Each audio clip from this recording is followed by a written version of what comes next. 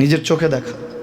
কিছুদিন আগে একটা জানাজা পড়িয়েছে, খোদার কসম করে বলছে 6:30 ইন্তেকাল করেছে। হসপিটালের বিল দেনেওয়ালা নাই, 4-4টা সন্তান। অ্যাম্বুলেন্সে ঘরে ঘরে আসবে, 1000-1200 টাকার বিল দেনেওয়ালা নাই।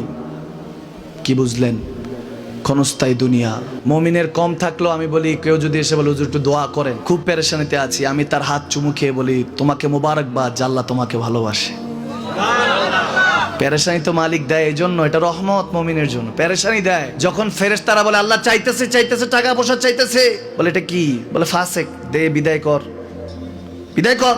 তার চাওয়া আছে, বিরক্ত লাগে, বিদায় কর, কি লাগে দে। আল্লাহ 10 কোটি দিয়েছে, 100 কোটি দে, বিদায় কর।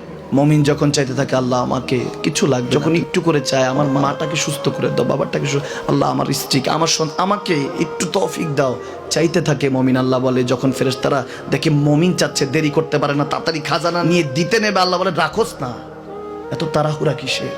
তার চাওয়ার মধ্যে তো প্রেম আছে, একটু চাইতে দেস না। থাকুক না মুমিন আর একটু পেরেশান, থাকুক না, থাকতে দেস না, একটু থাক, একটু থাক। পেরেশানিতে রেখে আল্লাহ মজা নেয়, মহব্বত নেয়, মুমিনের অন্তর থেকে খুশবু নেয়। আল্লাহর বড় মায়া, মুমিন যখন চায় আল্লাহ তখন মায়ার নজর নিয়ে তাকায়, হায় হায় আমার বান্দা, সুবহানাল্লাহ।